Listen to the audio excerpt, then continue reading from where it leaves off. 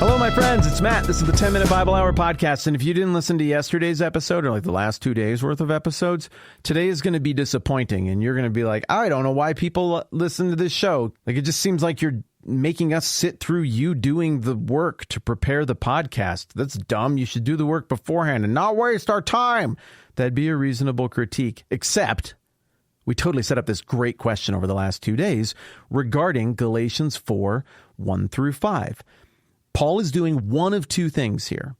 He, in this passage, is either landing the plane on an analogy from everyday life that he's been using about how ancient households work and about how when you're a kid, you got tutors and guardians and trustees. And, someday you're going to inherit the household. You're going to be an heir and you're going to have a role in it. But when you're a kid, basically, you're like a slave in the ancient world, which isn't quite as harsh as you and I think of slavery from more recent history.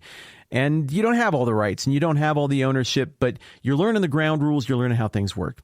Paul is either one, finishing out that line of thought here in Galatians 4 to be like the law was really good and God used it for these purposes, but now in Christ you are maturing into an heir of the household, somebody who plays a role in it. He's either landing the plane on that analogy, or he's pinch zooming out a little bit more to say the slavery, the state of subjection that you and I as humans were in is bigger than even the law. We were in a state of being subjected to the rules and forces, the elemental forces of nature. But in all of those things, he goes on to argue, then Christ showed up when the fullness of time had arrived and all those rules changed. There's one turn of a phrase here that's very important as to which it is that Paul means, whether he's just landing the plane on that analogy or whether he's both landing the plane on that analogy and pinch zooming out to say there's something even bigger here regarding your role in subjection to the forces of nature. There's one key phrase that sorts all of it out, and here we go making sense of it. In the 1984 edition of the New International Translation of the Bible, it says, "So also when we were children, we were in slavery under the basic principles of the world. But," he goes on, "then Jesus showed up in the fullness of time and everything changed." All right, that's the NIV. In the English Standard Version, it says, "In the same way, we also, when we were children, were enslaved to the elementary principles of the world." And then over here, I've got this beautiful King James edition by Thomas Nelson Publishers. My goodness, this is lovely. It's got like the big red calligraphy letters at the beginning of each paragraph. Oh, this is a wonderful looking Bible. This is the King James. This is old school. Galatians 4:3 here says, "Even so, when we were children, we were in bondage under the elements of the world." Well, what's the best translation? Well, the best way to know that is to go and look at the Greek. Now, when it comes to Bible translation, we don't have the original copies of the Bible. That makes sense. There's no original copies of really much of anything from the ancient world, save like the occasional stone inscription, like Hammurabi's code from way back in the day. It was literally carved into a rock, and we found the rock. The Rosetta Stone is carved into a rock. We eventually found the rock. But when it comes to texts that were written on parchment, on scrolls, that stuff doesn't age very well. Some of it will survive for a long time if it's really cared for. But we don't have the original copy of any book of the Bible whatsoever, and that should come as no surprise. So instead, the way we figure out what the original language of the Bible is we take the gajillions of full copies and partial copies from the ancient world, from the pre-printing press world of all of these books of the Bible, and we line them up next to each other, and it's stunning how much they overwhelmingly agree, and where there are the occasional outliers. Just like you're really good at your job and you can look at something and be like, okay, I know how somebody who doesn't do this would be confused here, but I look at this all the time. Like, clearly this is the way it was meant to be. There was just a little thing here that's off.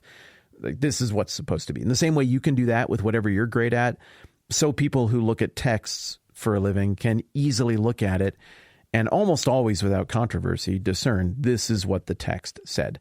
So in this ancient manuscript informed Greek New Testament that I've got in front of me, I am turning over here to Galatians chapter 4, and there's just one word or turn of a phrase that I want to pinch zoom in on, and that is This one right here.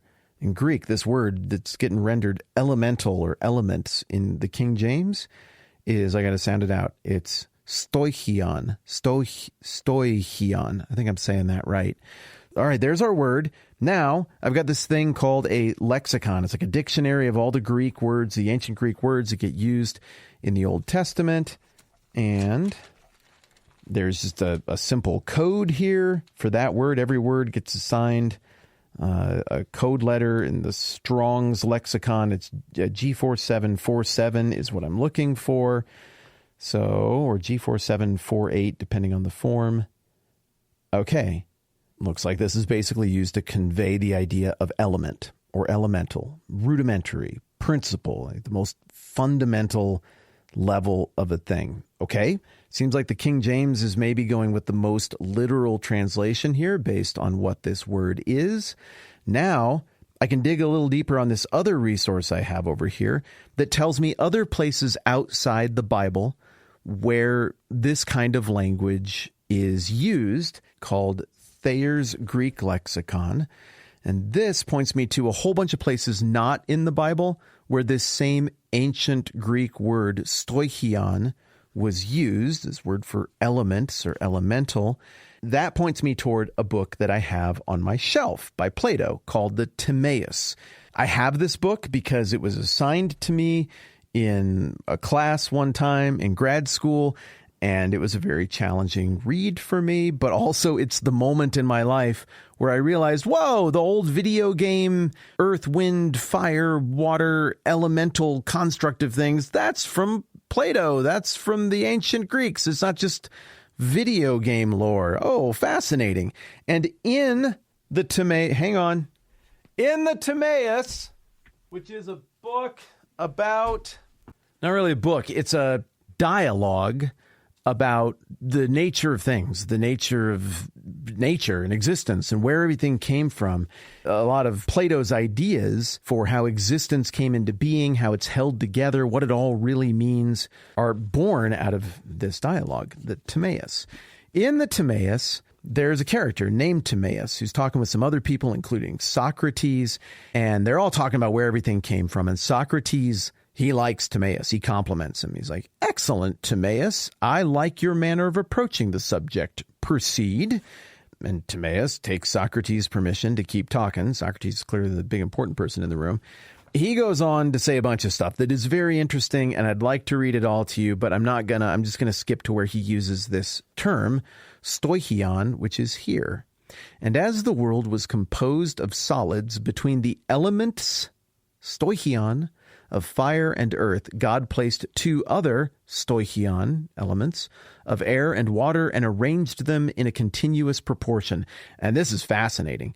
He then drafts out math from fire, air, water, water, and earth, and how they all relate to each other, and proposes what looks like to me a harmony and a union, he says, between the four elements that creates some sort of golden or perfect ratio. Is he talking about the golden mean that's baked into all of math?